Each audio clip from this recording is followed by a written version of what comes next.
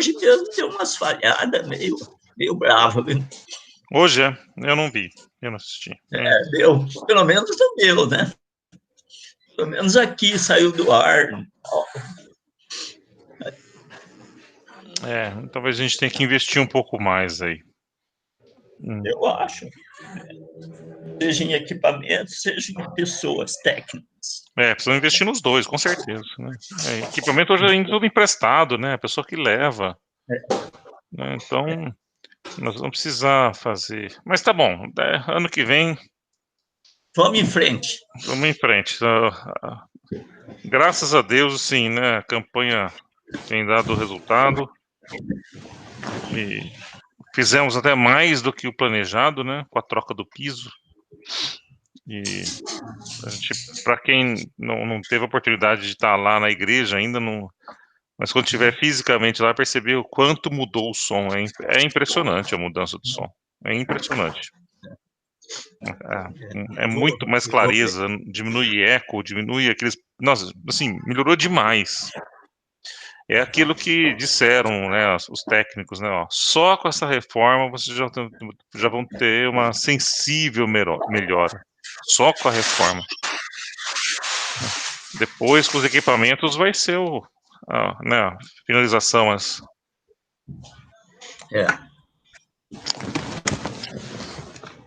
Queridos, hoje minha câmera está fechada porque eu estou ajudando o Dani também na aulinha dele. E então, vira e mexe, eu tenho que dar uma assistência lá, mas eu estou por perto, tá? Tá bom, Débora. Mas hoje a nossa turma aqui falhou, né? Falhando. Que horas são, hein? Isso, já são... Já passou da hora. 10h53. 10h52. Tá entrando a Ilse, a Camila. Bom dia.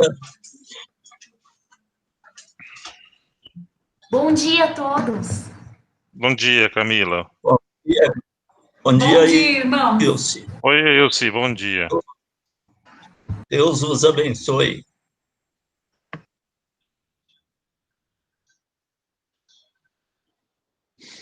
Dá mais um minuto aí para dar uns... Vamos estar dando 10 minutos de tolerância aí, depois aí nós vamos começar. Né? Ok. Uhum. Hoje nós vamos encerrar o capítulo aí da família, né? Casamento e família, né? Aí depois, semana que vem, a gente vai para outro capítulo. O ano está acabando, né? Nós temos aí praticamente mais 8 aulas só. Então seria interessante nessas 8 aulas a gente ainda abordar outros temas do livro, né? Para não ficar muito num tema só. E aí algumas perguntas aqui eu pulei. Aliás, eu pulei bastante perguntas desse de casamento e família aqui. Porque quando você olha o perfil da nossa sala, né, as pessoas que estão aqui e tudo mais, achei desnecessário. E tem algumas perguntas que tem muita questão, como fala, a questão cultural. Ela faz sentido nos Estados Unidos, né, onde o Sproul respondeu. Para nós aqui está fora da nossa cultura. É verdade. Muito bem. Também já está na hora de planejar. É isso que eu ia falar. Então, pensar que nós vamos fazer o ano que vem. E, de repente, seria interessante aí, né, se o pessoal pudesse dizer por que vocês se interessam, né? Que assunto seria interessante aí para a gente poder preparar o ano que vem. É verdade. Às vezes pode ajudar. Muito bem. Bom, para a gente encerrar hoje, né, eu selecionei apenas 2 perguntas, porque eu acho que uma pergunta aqui fala sobre os filhos, e aqui dá para a gente explorar um pouco, porque nós temos pessoas aqui que têm filhos em diferentes épocas e com diferentes experiências. É verdade. Então, a gente pode explorar um pouco, não queria, de repente, cortar muito o assunto, e a gente puder explorar um pouquinho as experiências, né, de depois saber qual é a resposta do Sproul e poder até discutir um pouquinho a resposta do Sproul, né. Mas a primeira pergunta é uma pergunta bem interessante. Eu acho que ela até tem bastante influência na questão dos Estados Unidos, né? Mas vale completamente aqui para nós, né? Meus filhos adolescentes estão começando a não querer ir à igreja. Vou repetir, meus filhos adolescentes estão começando a não querer ir à igreja. Devo forçá-los? Se sim, até que idade? Essa é uma questão bastante interessante. Né? E acho que todos vivem esse dilema com seus filhos. Porque sempre tem os dias que não estou a fim de ir, quero não ir e tudo mais, né? Mas e aí? Como deve ser a nossa postura?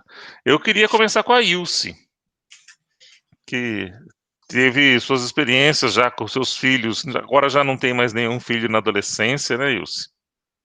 Mas como foi para você? E qual o seu pensamento? Oi, desculpe, é que eu estava fazendo uma coisa aqui, servindo um cafezinho para o meu filho, que está aqui em casa hoje. Então, para mim, na adolescência, foi bem mais simples, por incrível que pareça. Pós-adolescência foi pior, em algum aspecto, né? Porque aí você não pode mais ficar, olha, faz isso, faz aquilo, né? Você tem que confiar que aquilo que você passou, Jesus está cuidando, sabe? Porque senão a gente fica muito cansativa, sabe? A minha experiência é muita oração. Amém. Se é que pode dizer, eu não estou fazendo, não é demagogia. Eu oro diuturnamente pelos meus filhos e pelos filhos da igreja do Senhor, porque eu acho que é muito difícil e cada vez está ficando mais difícil. Mas eu louvo a Deus que por essa fé, que é o presente que eu ganhei maior no mundo, né? Desde que eu nasci, foi ganhar a fé em Cristo Jesus, porque a fé é um dom de Deus, né? Então, eu acho que essa perseverança tem me ajudado a vencer muito. Eu me sinto uma mulher vitoriosa, apesar de todas as coisas que aconteceram no decorrer da minha vida, eu acho que eu sou uma mulher vitoriosa, porque meus filhos são amorosos, são de mim, meu filho está longe, mas me liga todo dia, agora esses dias ele está aqui uns dias, depois volta, né, ele é policial federal agora, né, então ele tem, assim, muita jornada diferente, né, mas para mim foi uma bênção, porque até meu marido incentivava as crianças a irem para a igreja, os adolescentes, ele ia levá-los com maior prazer, ia buscá-los, sabe, perguntava o que eles tinham aprendido. Então, eu vou falar, foi uma benção, viu? A adolescência dos meus filhos foi uma benção. Eu não sei quem está como igreja aqui, é o Edir ou é a Zezé? Deve ser a secretaria da igreja. O Marçal. Não é não. Essa igreja presbiteriana aqui, eu acho que é ou o Edir ou a Zezé. Mas, ô patrô, então, conta a sua experiência, então, e a sua, não só a sua experiência, como o que você pensa. Se os filhos começarem a não querer ir, deve forçar ou não? Eu acho que um aspecto muito relevante, e que, na verdade, foi o que me levou para a igreja, é a disciplina dos pais em relação à igreja. O testemunho dos pais, sair para a igreja e ter aquela disciplina de não vai para a igreja só quando dá certo, não. Vai para a igreja como uma prioridade. Quer dizer, tem na sua vida a igreja é uma prioridade. Logo que eu fui, que a Débora e o Edu eram crianças, eu percebi que os filhos tendem muito a observar como os pais se comportam, né? Eles não se deixam, como se diz, levar sempre pelo nosso testemunho, mas que eles observam. Eu tenho uma experiência mais ou menos linear, simples, em relação à ida para a igreja, porque a Ivani e eu, desde 75, nós vamos regularmente para a igreja. Houve a época da adolescência deles, em que a gente ia no culto da manhã, na escola dominical e no culto da noite. Então, eu acho que até hoje em dia a gente não pode demandar isso, porque as pessoas moram longe da igreja, é tudo mais difícil, mas pelo menos assistir o culto e a escola dominical, para mim, foi muito importante na formação deles. O Edu, hoje em dia, ele não tem mais igreja presbiteriana, mas ele tem uma igreja lá da qual ele é bastante líder. Ele se envolve muito com a igreja, se envolve de verdade. Eu dou graças a Deus por isso e coloco um ponto essencial, ponto de honra, que os pais devem, na medida do possível, mostrar a igreja como algo relevante na vida deles, talvez tão relevante como a educação tradicional. E, Petro, se alguém te perguntasse, né, estou com dificuldade com meus filhos adolescentes, eles não querem mais ir, devo forçá-lo ou não? Qual seria a sua resposta? Não, forçar, eu acho que não, mas um pouco de tentar convencer vale a pena, viu? Quer dizer, explicar, ensinar, mostrar casos que aconteceram, dar exemplos, conversar com pessoas que já têm maturidade espiritual. Eu lembro que quando eu entrei na igreja, eu já era adulto, eu tinha 35 anos. Então, veio um jovem, naquela época, hoje ele já não é tão jovem, mas me disse assim: olha, todas as vezes que você estiver estudando a Bíblia, você tiver alguma dúvida, você pode me procurar, eu posso te ajudar. Eu guardei isso bem no meu coração. Hoje, essa pessoa não está mais na igreja, mas o exemplo de uma pessoa é relevante, é importante. Uhum. Roberto, bom dia, bem-vindo. Bom dia, tudo bem com vocês? Roberto, a pergunta é: meu filho adolescente está começando a não querer ir na igreja, devo forçá-lo?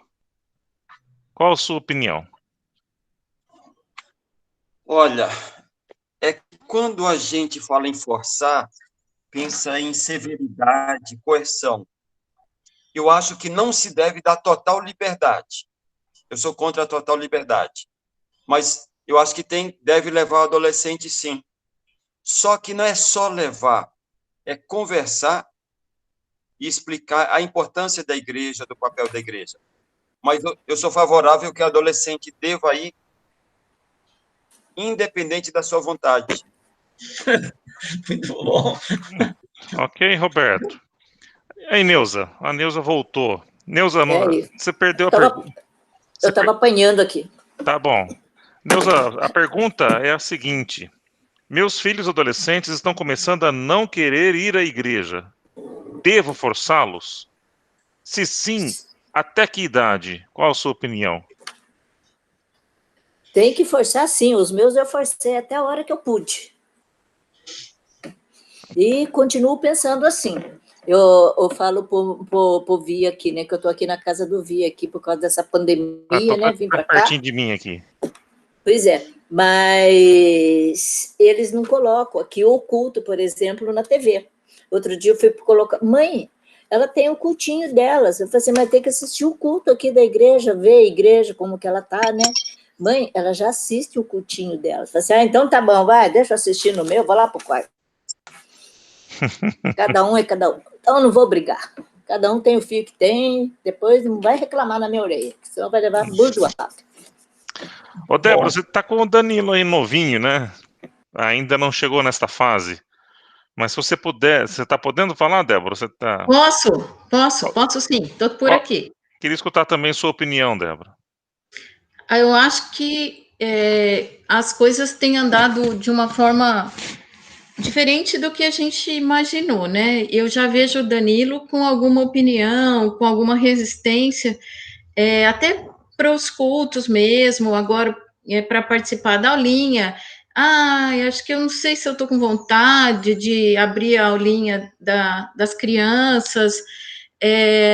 Eu não sei, o meu celular está sem bateria. Eu não estou conseguindo abrir o link, ninguém responde para mim. Então, assim, eles vão arrumar vários impedimentos. Agora, impedimentos técnicos, né, de acesso, disso, de aquilo.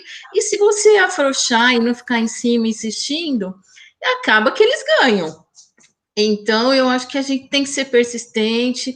Eu fiquei agora lá abrindo com ele, demora um pouquinho para responder a professora do pré-adolescente, né? Que Uhum. eles estão lá na aulinha.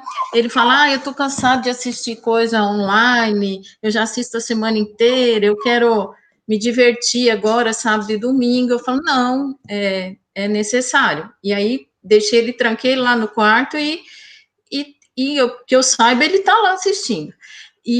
Mas eu acho assim, eu acho que os amigos são muito importantes. Graças a Deus, ele tem tido a companhia nesse período de pandemia, e uma experiência minha do Henrique, filho do pastor Flávio.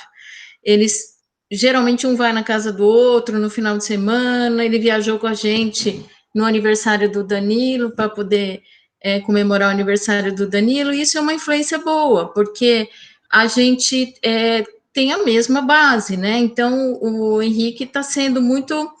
e eles se dão muito bem. Então, pela graça de Deus, a amizade do Henrique tem sido um fortalecimento aqui para ele, para firmar o pé. O Henrique é mais, também pela condição dele de ser filho de pastor, ele é mais, menos rebelde, entre aspas. Então, ele cata o Danilo para assistir a aula junto. Eu falo: Danilo, vamos, o Henrique está assistindo a aula, vamos lá.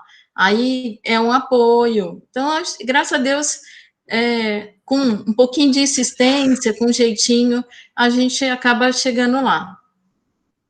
Muito bem. muito bem. Eu acho que a gente tem muitos aspectos, né? Eu acho que. Oi, pode falar aí. Pode falar. Oi, desculpa, você me chamou, eu demorei para abrir aqui, aí você passou, eu não falei. Então fala, Zezé, que eu quero saber que você teve aí os seus filhos, né, há pouco tempo aí, estavam nesta fase. Pois é, né? Eles nasceram na igreja, cresceram desde pequenininho, eles trabalharam na igreja, eles ajudaram, sabe? E agora também não querem ir, né? O que a gente vai fazer? Você vai ficar brigando o tempo inteiro? Você vai ficar falando no ouvido? Eu acho que tudo isso é pior, só piora as coisas. Então, eles são adultos, a gente vai continuar demonstrando o que somos, né? Eu e o Edir, e orar muito, né? Eu oro todos os dias por eles, oro toda hora que eu lembro, né? E confiar em Deus, né? Confiar em Deus que um dia eles venham a entender que o caminho é Jesus, né? Então, é isso que a gente faz. É certo. Olha, o Sproul fala uma coisa bem interessante na resposta dele, né? Aliás, ele fala em mais de uma pergunta, ele fala isso. Ele diz assim: é muito difícil criar os filhos. Essa talvez seja uma das tarefas mais difíceis que os pais têm, né? Ao formar um casal, né, na direção do lar, é criar os filhos. E ele diz o seguinte: eu acho que criar os filhos é 10% habilidade e 90% sorte. O Sproul fala isso em mais de uma pergunta, quando fala em relação aos filhos. Ele fala assim: em toda a minha vida, com todos os aconselhamentos que eu dou, em atendimentos e tudo mais, a habilidade de lidar com os pais, infelizmente, em relação aos filhos, é um negócio muito difícil de explicar, né? Eu não sei se eu concordo com 10% da habilidade, 90% sorte, né? Mas eu acho que o patrocínio falou uma coisa interessante, que é a questão do testemunho dos pais. Né? Não que isso vá garantir, não é isso, né? Não dá para dizer assim, não, porque os filhos não estão firmes na igreja porque os pais não estão firmes. Bom, tá aí a Zezé e o Edir, né? Para provar que essa teoria é furada. Né? A Ilse também, né? Que acabou de dar o seu testemunho com o seu filho. Isso não é verdade. O que eu acho que é muito difícil é os pais terem um discurso diferente da sua postura, né? Quer dizer, não adianta. Eu vou quando dá, né? Como o patrocínio falou. Os pais vão quando dá certo, não como uma prioridade. Mas depois querem que exigir que os seus filhos tenham isso como prioridade. Isso não vai acontecer. Nós temos casos, mesmo onde os pais têm como prioridade a igreja, a gente ainda vê os casos em que os filhos não seguem. Imagina se os pais não têm como prioridade. Eu acho que fica muito difícil você ter um discurso exigir do seu filho, quando o seu filho olha o seu exemplo, e ele olha o seu exemplo e diz, mas meu pai não, mas você não vai, né? Você e a mãe não vão, ou vocês vão somente quando dá, mas por que agora eu tenho que ir? Então, se os pais, em primeiro lugar, não derem o exemplo, vai ser muito difícil de cobrar os filhos. Então, essa é uma responsabilidade muito grande dos pais que tem que ser colocada antes, porque nós vemos diversos casos que, mesmo naqueles casos em que os pais dão o exemplo, já é difícil com os filhos. Imagina aquele caso em que o pai não tem esse compromisso todo com a igreja. Então, em primeiro lugar, não dá para haver incoerência, porque se houver incoerência, como o patrocínio falou, as crianças observam, e elas são muito espertas para entender a incoerência no seu discurso. Então, não adianta você forçar se você, em primeiro lugar, não cumpre o seu papel, dando o exemplo, né? Agora, nós precisamos aí... Então, vamos partir do princípio que os pais são o exemplo. Então, não há incoerência entre a prática e o discurso. Se não há incoerência entre a prática e o discurso, os pais devem forçar. Eu sei que forçar é uma palavra muito forte.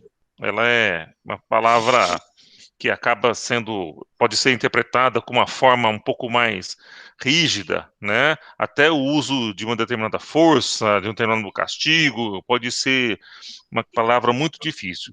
Mas vamos pensar o seguinte: o estudo secular, para nós cristãos, é mais importante do que o estudo bíblico? Pois é. Alguém acha que é mais importante a criança ir à escola do que ela ir à igreja? Eu já falei sobre isso, muito de repente. Então, eu acho que as duas coisas são igualmente importantes. Até a disciplina na igreja inclui, como a gente acabou de ver no batismo lá, você promete levar teus filhos para a igreja, ensinar a palavra de Deus, mas ensinar também a ler, para que a pessoa possa ler a palavra de Deus, possa se instruir, possa ter uma formação boa. Então, as duas coisas são muito importantes. A gente deve gastar tempo, se empenhar para que os filhos... Agora, os presbiterianos, eles não acreditam muito em sorte, não, viu? Não, eu sei. Eu, por exemplo, acredito em sorte. Eu acredito na doutrina da predestinação. Perfeito. Não em sorte. A sorte é uma palavra comum que a gente usa, mas, do ponto de vista de doutrina, ela é totalmente equivocada. Deus tem o seu chamado a cada um de nós na hora certa. A hora que ele chamar, não haverá resistência. Ou vem por bem, ou vem por mal. Como é que chama aqui? Tem até uma brincadeira, ou vem assim, ou vem assado. Como é que é? Ou vem por bem, ou vem por mal. Não vem por amor, vem pela dor. Pelo amor ou pela dor? Pelo amor ou pela dor. Mas eu acho que... Se não vem pelo amor, vem pela dor, se ele for um escolhido. Mas eu acho que a sorte que o acho que a sorte que o Sproul fala, eu acho que a gente deveria traduzir, acho que a melhor forma seria assim, por E, fatores que a gente não controla, eu acho que é isso que ele quis dizer, né? isso. Por fatores que, não, acho que, né, não acredito que o Sproul tenha que dito a sorte nesse sentido, né? Mas, enfim, o fato é o seguinte, que se nós consideramos o estudo secular tão importante quanto o estudo da igreja, a pergunta que eu faço para vocês é o seguinte: se o seu filho chegar para você e dizer assim, não quero mais ir à escola, você vai concordar com essa postura? Você vai dizer, tudo bem, filho, não tem Depende da problema. idade dele. Depende da idade Olha, dele. Estamos falando de adolescentes aqui, né? Ah, sim. Posso dar minha opinião como pai? Pode falar, Roberto. Hoje minha filha adulta já está casada, mas um filho adolescente me falando isso, eu só tenho uma resposta. Quem manda sou eu e você vai porque eu quero. Perfeito. Isso. A escola. Então, ora, se um filho nosso que chega para nós, não, estamos falando aí de adolescentes, que chega para nós e diz assim, não quero ir à escola, qual que é a nossa postura? De jeito nenhum. Você vai na escola, né? Enquanto eu for seu pai, enquanto você estiver morando comigo, enquanto as minhas regras valem. Então você vai à escola. Pode até ser um dia que não está passando bem, outro dia estou muito cansado, teve um problema na escola, você vai precisar resolver. É compreensível. E você vai fazer de tudo, né?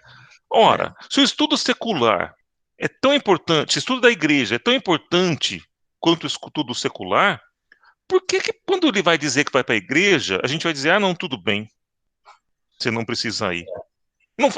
Não é coerente. Então, eu acho que a resposta para nós, pais, temos que dar aos nossos filhos, adolescentes, ou enquanto estiver morando conosco, é, vai. É claro que nós temos que dar um exemplo. Isso tem que ser feito com amor, como o patrocínio falou. Você tem que argumentar, né? O Sproul até fala, quando você fala forçar, dá até a impressão que vai haver um castigo físico, que você vai pegar um taco de beisebol, como eles usam nos Estados Unidos, né? Que é a tradução dele, né? E bater na criança. Mas não é isso que ele está dizendo. É com amor, é com compreensão, mas é também com persistência, né? E também com severidade. É dar a importância para isso. Da mesma forma como você faz para o seu filho ir à escola. Seu filho, às vezes, o Davi, às vezes, levanta, né, diz assim, ah, não quero ir para a escola hoje. Você, não, filho, não. Ah, eu não estou me sentindo muito bem. Não, mas você já vai chegar lá que você está cansado, acordou agora, né? Vai dar meia hora lá, você já vai estar bem. Claro, tem hora que você olha, a criança tá branca, não tá, você vê que não tá realmente se sentindo bem, né? E você fala assim, ah, tá bom. Agora tem hora que você fala, que até você cede, né? Porque você tá meio ali assim, né? Você cede 5 minutos depois, você vê, tá serelepe de tudo. Você, ah, já que você tá tão bom assim, vou te levar pra escola. Ora, a mesma coisa deveria ser feita pra igreja, né? Claro. Afinal, consideramos o estudo da igreja tão importante, ou até mais importante, porque a escola vai ser nossa vida terrena, que é passageira. A ida na igreja é eterna, é a garantia da eternidade da criança, né? E aí a pergunta... Pode falar, Débora. Então, eu acho que além dos pais, além da referência pai e mãe, que são muito importantes nessa hora, no convívio, no amor de uma forma geral, ele ter pessoas, se ele frequenta a igreja, ele tem boas referências lá dentro. Olha, eu quero ser, eu quero cantar igual o fulano canta lá na igreja. Eu quero ser bom em alguma coisa, como as pessoas da igreja, para que os objetivos dele, as pessoas de referência dele, sejam pessoas que frequentem a igreja. Por exemplo, eu estava com a câmera fechada agora, o Danilo estava com o celular assistindo a aula e andando. Aí ele passou aqui atrás e falou assim, o vovô, eu quero assistir a sua aula porque o vovô está aqui. Eu falei, não, senhor, já volta lá e vai assistir sua aula, porque a nossa já está andando, depois a gente vai ver o vovô. Mas assim, ele está vendo que meu pai já tem maturidade, já tem cadeira cativa na igreja, e está aqui assistindo os quadradinhos como a gente está se esforçando para participar da aula online. Quer dizer, esse esforço é uma referência para ele, entendeu? Não que eu acho que meu pai está fazendo algum esforço em estar aqui, mas ele persiste no incentivo à escola dominical, como ele sempre fez. Então, ele é uma ótima referência para o Dani, entendeu? Ele passou aqui e falou, eu vou assistir com você porque meu vô, quero ficar vendo meu vô. Eu falei, nada, vai ver seu vô na fotografia aqui no negócio? Não, vai ver sua aula, presta atenção, entendeu? Então, assim, pessoas de dentro da igreja que continuam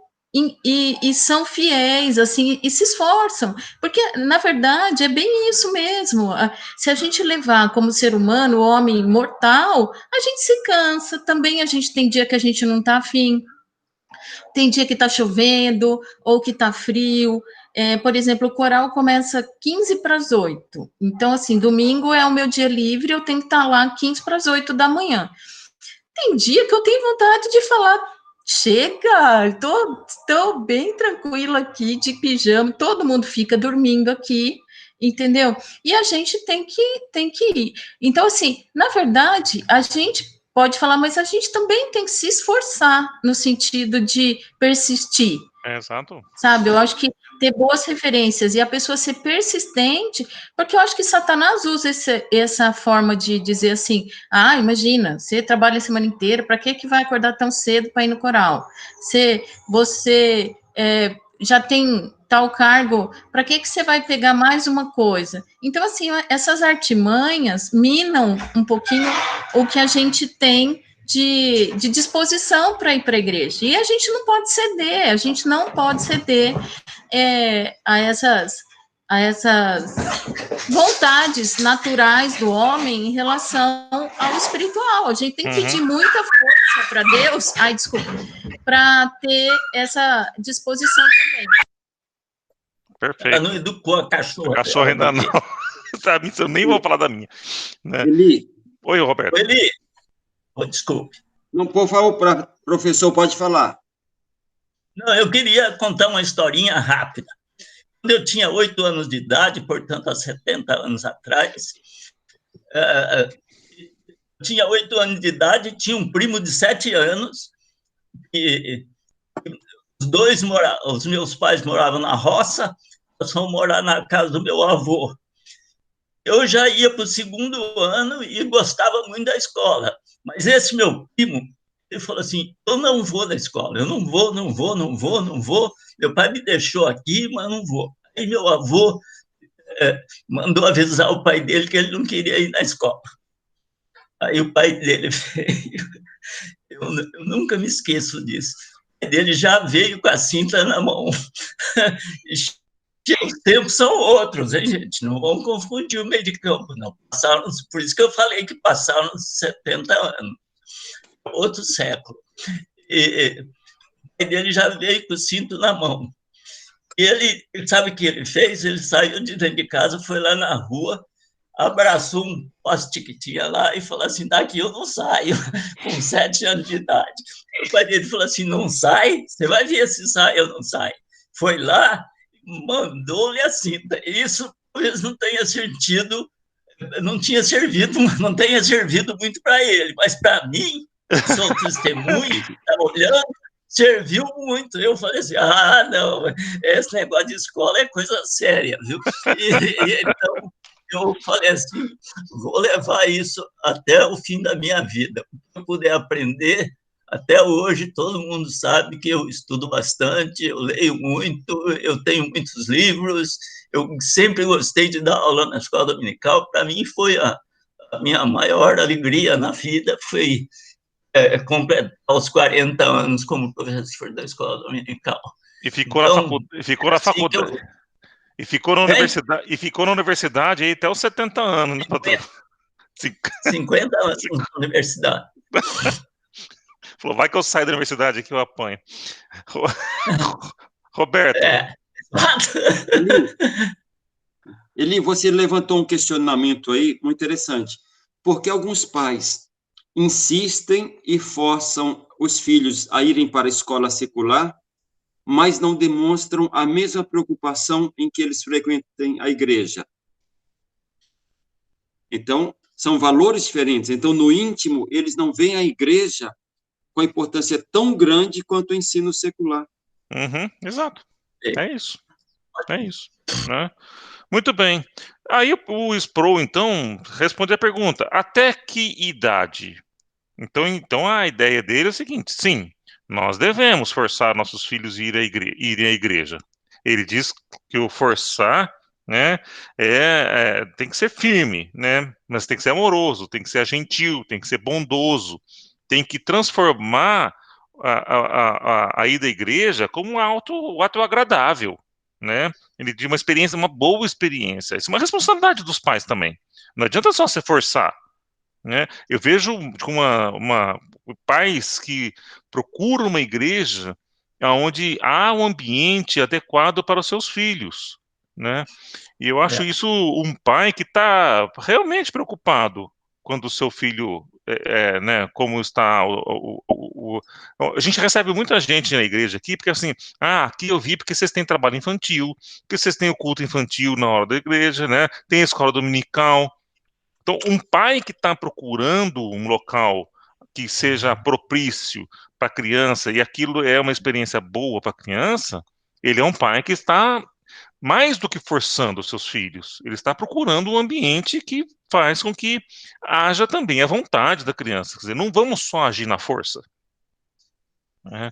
Agora, então, se todos esses aspectos estão sendo cobertos, até quando a gente tem que fazer isso? A Neuza respondeu aqui, ó, e a Neuza já deu a resposta do Sproul. A resposta do Sproul é essa: enquanto estiver vivendo debaixo do seu teto. Enquanto estiver vivendo embaixo do seu teto, minha filha, é minha casa, minhas regras, né? Então, é que nós temos aqui no Brasil um conceito muito diferente, né? O americano, quando ele termina o colegial, né, e vai para a faculdade, para eles é o momento já de sair de casa, né? Embora aconteça alguns casos onde o filho lá fique morando com os pais, mas isso para eles, né, é uma vergonha. O cara tá fazendo faculdade e tá morando com os pais ainda. Isso é um motivo na cultura americana. Não é muito a nossa cultura ainda os filhos, é muito comum os filhos vão para a faculdade, né, ficam na casa dos pais se a faculdade é perto, né, se a faculdade é longe, né, vão quando termina a faculdade, se não casou, volta para casa dos pais, né, essa é a nossa cultura, então nós temos que respeitar a nossa cultura. Tá? E aí fica uma situação um pouco mais complicada, porque no final de contas, como a Ilse falou, né? Aí já é um adulto, gente. Aí já é adulto, né? Então, veja, devemos exigir, obrigar, cobrar, né? Que nossos filhos vão à igreja? Sim, enquanto estiverem vivendo debaixo do nosso teto. Isso é garantia, já vai, Neuza, eu te dou a palavra. Isso é garantia de que eles vão ficar na igreja pro resto da vida? Não, não é. Mas mas a nossa responsabilidade como pais, aquela que nós assumimos na época do batismo, e ainda que você não foi batizado, a Bíblia também não dá uma outra a gente não batiza, sei lá, já falando como batista, aí eu não batizo criança. Tá bom, mas a responsabilidade do pai permanece, ela é bíblica, ela não é só a opção do batismo, né? Então você pode dizer assim, diante de Deus, eu cumpri a minha responsabilidade enquanto eu a tinha como minha. Agora, é a ação do Espírito Santo na vida dele, não sou mais eu, não adianta. Mas eu, como pai, cumpri o meu papel, cumpri a minha responsabilidade. Neuza, e depois se mais alguém quiser compartilhar, senão a gente vai para outra pergunta. Eu lembro uma vez que o Marco já estava fazendo faculdade, ele chegou para mim, né? Falei assim, mãe, eu vou morar sozinho. Eu falei assim, e? Não, eu vou morar sozinho. Eu falei, vai morar sozinho o quê, meu filho? Você está começando a faculdade agora, estou pagando as coisas para você, e você vai morar sozinho, vai viver do quê? Você não vai fazer o que passou pela minha cabeça, né? Eu arrebento você no meio. Ele disse, não, mãe, eu vou pagar meu aluguel. Eu falei, vai pagar aluguel com o quê? Tá pensando, aqui você tem casa, internet, você tem água, você tem luz, você tem comida, vai viver do que lá? Isso aí custa caro, rapaz. Ele falou assim, mas mãe, eu falei assim, esquece isso, senão eu já vou quebrar você no meio agora. A hora que você tiver condições, você arranja uma namorada, você vai em casa, daí você se vira, tá? Tanto é que depois que ele casou, o Luca nasceu, né? Um dia eu falei assim, me diga uma coisa, vocês não vão vir para a igreja trazer o menino para a escola dominical, que vira e mexe estava na chácara, né? Ele disse, não, se você quiser, por que você não vem pegar ele aqui para você? Não foi eu que fiz? Eu falei para você uma vez, você lembra? Que a hora que você se virasse, eu nem sei por que eu estou falando isso, você quer saber de uma coisa? Faz o que vocês quiserem. Estão lá na igreja, graças a Deus, né? Pois é. É isso aí. Mas não é fácil não, viu, gente? Filho não é fácil. Bom, muito bem, nós caminhamos bastante aqui nessa pergunta, nós temos 15 minutos ainda. Eu queria ir para a segunda pergunta, se ninguém tiver mais nenhum comentário. Segunda pergunta, eu vou pedir então para alguém abrir em 1 João 5, 14 e 15.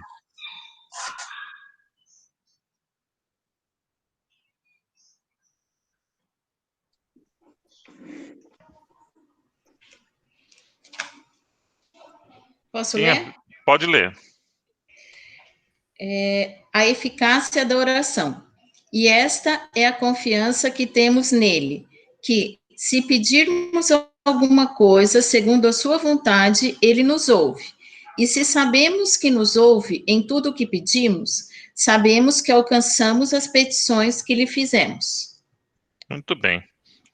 Baseado nesse texto, a pessoa fez a seguinte pergunta para o Sproul. Se Deus deseja manter um casamento a todo esforço por um dos membros do casal, a obediência e fé deste pode superar as circunstâncias e, na realidade, salvar um casamento que está falido? Ou seja, se através da oração dessa pessoa, e a oração está alinhada com a vontade de Deus, que está dizendo assim, se Deus deseja manter o casamento, né? Enfim, então ele está dizendo assim, Deus deseja manter o casamento. Se esse texto diz que se tudo que eu orar tiver que ir com a vontade de Deus, ele vai atender, então se um só orar, ele vai conseguir manter o casamento? É possível afirmar com a base do texto de João de que vai manter? Débora já se pronunciou aí, Débora? Ai, me desculpa, foi muito espontâneo.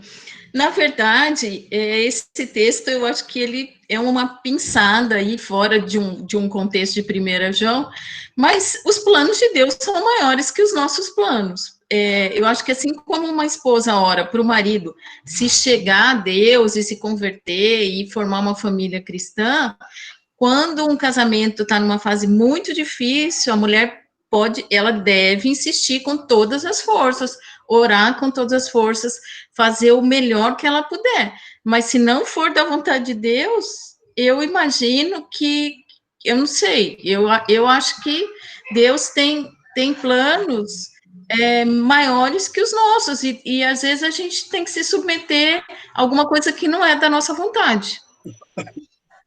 Muito bem. Muito bem. É que eu aqui, posso falar mais uma... Aqui ele diz o seguinte, olha, veja, o texto diz assim, e esta confiança que temos nele, que se pedirmos alguma coisa segundo a sua vontade, segundo ele nos ouve. Ora, se a vontade de Deus é manter o casamento, e se eu estou pedindo para manter o casamento, ele não vai me ouvir? Patrão? Se for da vontade de Deus. Patrão? Mas aonde está o segredo? Onde está o paradoxo aqui? Pode falar. Ih, acho que o patrocínio travou. Está ouvindo? Tinha travado, patrão. Agora voltou, pode falar. Voltou. Então, quando eu fui eleito presbítero da igreja, com pouco tempo de igreja, eu fui designado, junto com outro presbítero, a ir falar na casa de um casal de...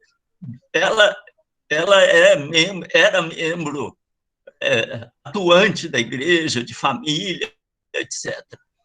E ele não queria ir na igreja de jeito nenhum. Às vezes ia na igreja, mas mais ficava rodando por lá, não entrava, sentava na escada, essas coisas. Isso, o tempo passou.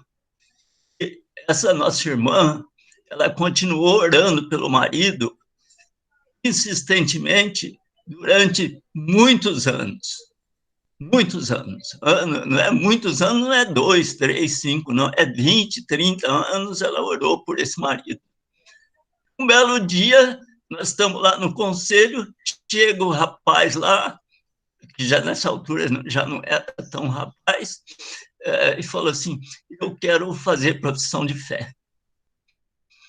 Bem, na primeira visita que nós fizemos, esqueci de dizer, entramos na casa dele, ele falou assim, se vocês vieram aqui para me convencer a fazer profissão de fé, pode desistir, não precisa nem falar. Aí, alguns anos depois, um dia nós estávamos lá no conselho, chega esse senhor e fala assim, eu quero fazer minha profissão de fé. Nós, os presbíteros, olhavam um para o outro assim e falavam, será que entrou alguém aqui fantasiado? Mas não, ele queria fazer a profissão de fé. Só que ele falou assim, eu quero fazer minha profissão de fé, mas não quero que seja comunicado à igreja. Eu quero apresentar na hora lá e não vou falar para ninguém.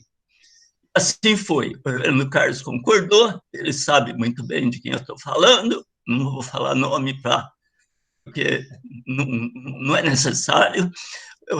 No dia da profissão de fé, aparece lá, a igreja ficou até espantada, né? Ele não contou nem para os parentes, nem para ninguém que ele ia fazer profissão de fé. Então, foi uma surpresa espetacular. O resultado de orações longos anos, por longos anos. E, graças a Deus, ele morreu como um crente fiel e colaborador da igreja. Eu queria contar essa história porque me marcou bastante. Muito bem. Então, deixa eu só falar uma coisa. Então, com esse testemunho aí, você acha que a pessoa pode fazer profissão de fé sem cumprir a classe de catecúmenos? Pode espontaneamente ir lá e fazer o teste e ser aprovado? Ai. Pode sim. Vamos deixar essa polêmica para ser resolvida num almoço de família. Pode. Não deve, mas pode. Vamos lá.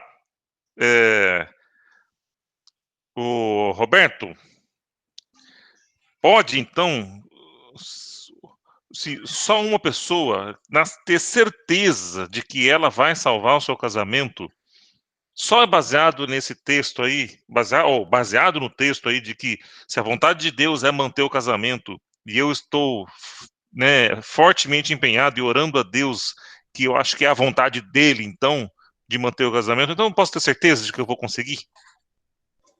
Olha, tem alguns pontos. Primeiro, você já deu a resposta. Se for a vontade de Deus. Então, se for a vontade de Deus, tudo se faz, tudo se cumpre, tudo se resolve. Mas o indivíduo, por si só, não tem essa capacidade de dizer, olha, é da vontade de Deus, eu vou orar por esse casamento. Porque o nosso coração é enganoso. Às vezes a gente pode estar querendo salvar o casamento por questão social, familiar. Então, o fundamental é isso, é buscar a vontade de Deus. Se o casamento vai sobreviver ou não, não temos, eu acho que eu não tenho condição de saber. Neuza? Está sem microfone. Ela está desbloqueando lá. Aqui tá brava, meu filho. Essa turma entra aqui sem avisar que vai entrar no quarto, depois fica bravo comigo aqui, me xingando. Vocês já viram, né? Aconteceu tanta coisa aqui. Mas eu concordo com o Roberto aí. Eu acho, tendo amor, enquanto tiver amor e tiver fé, você tem que batalhar. Não adianta não desistir jamais. E toda regra tem uma brecha, né, patrô? Depois converte o bichinho. Bom, mesmo que seja. Para a gente não estender. Ela ensina depois, né, patrão? Vocês viram? Bom, se depois de 30 anos da igreja, depois de 30 anos na igreja, participando dos cultos, da escola dominical, etc, etc, ainda precisar fazer catecúmenos, vai virar não é necessário. A pessoa já tem os fundamentos, já tem uma família, já tem os filhos na igreja, ele já sabe tudo sobre a igreja. É até amigo do pastor. Então, é possível. Sem respondendo para a Débora, depois eu termino a polêmica. Eli, Oi. vocês viram um caso recente de dias atrás, um pastor que ia fazer uma live e ele não percebeu que o celular estava ligado? E ele chamou a esposa de imbecil. Foi semana passada. Então, quando pensarmos em casamento, tem que ver isso. É um casamento que vale a pena ou uma das partes está insistindo? Eu sei que Deus restaura tudo. Deus restaura tudo, inclusive salva casamentos. Por isso que a submissão à vontade de Deus e a disposição em buscar essa vontade. Muito bem. Muito bem. Perfeito, Muito Roberto. bom. A resposta do Sproul é muito interessante. Ela diz assim, ó, pode ser o trampolim. Pode ser um trampolim que salve um casamento, né? Aliás, se alguém está querendo realmente salvar seu casamento, uma das principais coisas que essa pessoa deve fazer é orar, né? Mas o que ele diz é o seguinte, olha, num relacionamento, quando uma pessoa muda, e às vezes, geralmente, essas crises no casamento, né, é porque uma pessoa mudou seu comportamento. Então, quando uma pessoa muda, o outro também muda. Porque, afinal de contas, ele vai reagir àquelas mudanças, né? E quando você já está num casamento aí próximo a ser falido, né, existem muitas dificuldades. E dizer que é a vontade de Deus salvar este casamento, né? A gente não sabe exatamente o que está acontecendo dentro daquele casal. A gente não sabe exatamente o que chegou a esse ponto, né? Pode ser uma traição, né? E que já desde o Antigo Testamento, né, o adultério já era uma causa justificável para haver a separação de um casal, desde o Antigo Testamento. Mas pode ter outras questões que a gente vai dizer assim, agora, né, não, é muito difícil. Então, ora, o nosso coração é enganoso. Então, o Sproul diz o seguinte, olha, mesmo que duas pessoas estejam imbuídas do mesmo, da mesma ideia, ou de um mesmo desejo, e esse desejo parece ser bom, parece ser a vontade de Deus. Então, essas duas pessoas orando, então, juntas, seria, então, a maior garantia de que as coisas seriam resolvidas? Então, vamos pegar um exemplo. Se duas pessoas, imbuídas de uma boa vontade, que pode parecer ser a vontade de Deus, por exemplo, acabar com uma guerra. Basta essas duas pessoas orarem, elas serão atendidas? Não. Né? Não, porque nós estamos confundindo qual que é o nosso desejo com qual é a vontade de Deus. Nós não conhecemos exatamente toda a vontade de Deus, né? Nós conhecemos as suas ordens, nós conhecemos aquilo que ele deixou determinado como escrito, mas em cada circunstância, saber qual é a vontade de Deus, basta duas pessoas então se reunirem, orarem pela cura de um câncer, e essas duas pessoas estão desejosas da mesma coisa, e parece a cura de uma doença ser uma coisa boa. Então, isso seria atendido? Não. Então, há um erro na interpretação do texto ao tentar colocar essa questão, né, encaixar essa questão de que vai ser a vontade de Deus de salvar todos os casamentos. A gente não sabe qual é a vontade de Deus em cada uma das circunstâncias, porque também, por mais que você saiba, né, nessas histórias de casal, né, sempre existe três lados, né? Existe o lado do marido, existe o lado da esposa e existe a verdade, que nós nunca vamos saber, né? Então é muito difícil. Então, veja, se duas pessoas, deixa eu só concluir o raciocínio, patrão. Se duas pessoas juntas, imbuídas do mesmo desejo, imbuídas da mesma vontade, se elas, isso, mesmo assim, não é certeza de que você vai conseguir atingir aquilo que é o seu desejo, não dá para afirmar que uma pessoa sozinha vai conseguir, né, atingir esse objetivo. Não baseado nesse texto, quer dizer, não é isso, na verdade, que o texto está dizendo. Mas o que ele diz é o seguinte: se você quer salvar o seu casamento, a coisa mais importante para você fazer, além de fazer tudo certo, de acordo com a vontade de Deus para o seu casamento, né, é orar. Né? Orar de acordo com a vontade de Deus significa orar de acordo com seus preceitos, de acordo com a sua lei, de acordo com a ordem de Deus. Isso é orar de acordo com a vontade de Deus. Né? Um casamento saudável, íntegro e justo. Né? Se agirmos desta forma, se agirmos de forma com um casamento saudável, se agirmos nosso casamento de uma forma íntegra, se agirmos nosso casamento de forma com justiça, se assim nós nos comportarmos e orarmos a Deus, há uma grande probabilidade da sua oração ser atendida. Há uma grande probabilidade, mas não dá para dizer e afirmar com certeza, tá bom? Porque não podemos transformar o nosso desejo, a nossa vontade, na vontade de Deus. Patroa, depois a Neuza, depois a Débora. Então, Eli, Jesus, quando foi crucificado, ele tinha 2 ladrões ao seu lado. E o que ele disse para o ladrão, um dos ladrões? Todo mundo sabe. Hoje mesmo estarás comigo no paraíso. Eu acho que aquele ladrão lá é um contra-exemplo de tudo que a gente pode fazer. Se não estiver na vontade de Deus, meu amigo, a gente pode orar até cansar. Agora, se estiver na vontade de Deus, não depende nem das nossas orações. Aquele bandido lá, talvez nunca tenha ninguém orando por ele. Quer dizer, nossa oração é necessária, ela deve ser feita, mas a gente não precisa esperar, a gente não pode esperar que ela sempre vai ser feita, porque senão não é a vontade de Deus, é a nossa vontade. Perfeito. Nós vamos orar, é a nossa vontade. Perfeito. Neuza?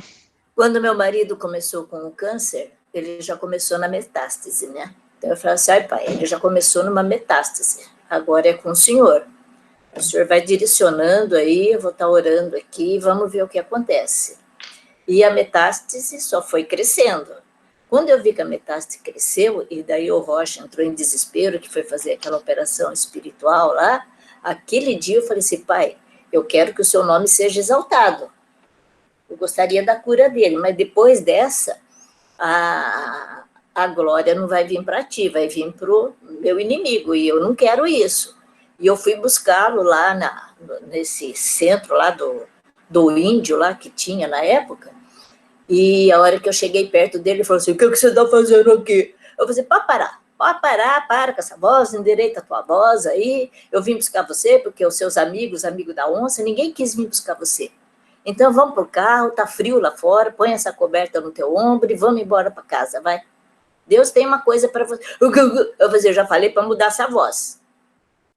Essa voz não é sua. Então, vamos embora. Vamos entrar no carro, agradecer a Deus que a tia Maria veio buscar nós aqui, vamos embora. Chegou lá em casa e falou assim, você pode sair do quarto? Eu falei assim, não, primeiro você vai falar o que você vai falar para a tia Maria. Ele falou assim, não, eu quero que a tia Maria reze. Eu falei assim, aproveita e reze para Deus, viu? Fica orando aí para a santaiada aí que não vai resolver nada. Você já viu que não deu certo. Então, tia Maria, fala em nome de Jesus aí, tá? Não fica orando só para santo, não. Eu vou fazer um cafezinho aqui para nós e um chá para ele. Fui lá e fiz, e no dia da morte dele, né, o Medina me ligou e falou assim, ô baixinho, o português está indo embora. Você vai lá e fala para ele me esperar. Daí eu cheguei lá no hospital, eu falei assim, olha, você viu o que você fez, né? Você lembra do ladrão na cruz? Eu lembrei do ladrão na cruz também, viu, patrão? Eu falei assim, conversa com Deus, e se a fila tiver curta, ainda dá tempo de você ir sair numa boa ainda. Conversa com ele aí, vai na paz, eu vou cuidar das crianças, isso, aquilo, e eu não vou chorar. E daí, ele foi embora. E no que ele foi embora, eu falei para os meninos em casa. E o pai, mãe? Falei assim, o pai está trabalhando lá no céu. Daí outra hora eu conto essa história do trabalho para vocês. Tchau. Bom, Neuza. Débora. Eu acho que quando você diz duas pessoas orando no mesmo intuito, no mesmo sentido, a gente pode voltar no exemplo da Maria José. O coração deles é voltado para Deus. Ela e o Edir são muito queridos e trabalham na igreja com muito afinco, e eles se empenham na oração sobre seus filhos, trazer os filhos ao convívio, a voltar para a igreja. A gente não sabe qual é o tempo de Deus, mas se for da vontade de Deus, eles vão voltar, é o que eles têm feito, orar com todo o clamor e continuarem não revoltados, né? Porque uma das maiores dificuldades quando Deus demora ou quando Deus não responde a oração do jeito que a gente quer, é que a pessoa se revolte ou que fale assim, o fulano não trabalha nem tanto na igreja e os filhos dele estão aqui, eu me empenho tanto e Deus não está demorando ou não está respondendo. Então, assim, o coração amargo, o coração revoltado não ajuda em nada. A gente tem que pedir que Deus nos dê paz e o tempo dele e que a gente permaneça fiel. Eu acho que esse é o que a gente tem visto. Uhum. Tem que permanecer fiel, independente se a resposta de Deus, sim, seus filhos vão retomar o convívio da igreja, vão voltar a participar e trabalhar na igreja, ou a resposta de Deus pode ser não. Às vezes a gente não tem uma resposta do jeito que a gente gostaria, mas tem que se manter atuante, presente em todos os sentidos. Exato. Muito bem, gente. Encerramos com isso o capítulo de família, né? Ó o Danilo aí. Oi, Danilo. Já terminou sua aula? Fala aí, Danilo. Semana que vem, então, nós vamos em outro assunto e assim a gente vai cobrindo o livro, tá bom? Eu vou orar aqui para a gente encerrar, então, gente. Né? Senhor nosso Deus e Pai, nós te damos graças por mais esta manhã, Deus. Te damos graças porque o Senhor tem reservado esse horário para podermos aprender da Tua palavra, Pai, refletir, meditar nela, Pai, para conhecermos qual que é a Tua vontade para as nossas vidas, ó Deus.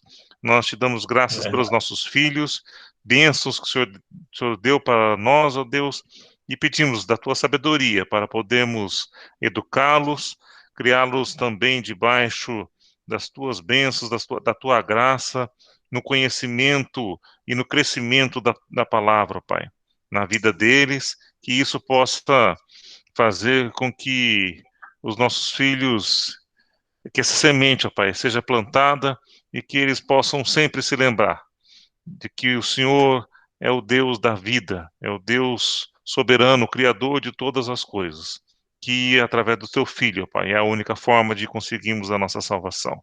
Pedimos também a Deus por todos os nossos casais, os casais da nossa igreja, que o Senhor esteja abençoando, sustentando e guardando, ó Pai, porque sabemos, ó Deus, que é através do Teu plano da família que o Senhor constituiu que a igreja é sustentada e a Tua palavra também é anunciada através dos nossos exemplos, através do nosso testemunho. Tudo isso, ó Deus, nós te pedimos e agradecemos no nome de Cristo Jesus. Amém. Amém. Bom domingo, gente. Neuza, seja super bem-vinda, viu? Neuza, quando quiser. Todas as visitas são muito queridas. A gente não sabe se tem outras pessoas escutando a gente, mas todo mundo, seja matriculado ou visitante, todo mundo se sinta à vontade para participar, ou não, viu? Aqui a nossa classe tem essa opção também, da pessoa poder ficar calada. Quem não tiver muita vontade de falar, não se preocupe, a gente ama todo mundo, tá bom? Beijão. Deixa eu falar uma coisa, mas nessa história do meu marido aí, Deus fez a obra através dos irmãos deles. Todos eles se converteram. Ainda falta um ainda que está lá na maçonaria, mas está apanhando. Eu falo para ela, eu ligo para ela, falo assim, você está apanhando porque você quer, minha filha, volte-se para Jesus. E a irmã dela fala assim, ai, Neuza, que bom que você falou isso. Eu falei assim, não, mas tem que falar toda hora, gente. Não adianta, e Deus está fazendo a obra ainda na família. Amém. Gente, Bom domingo. Bom almoço. Bom domingo, vamos almoçar Mais. agora. Tchau, tchau.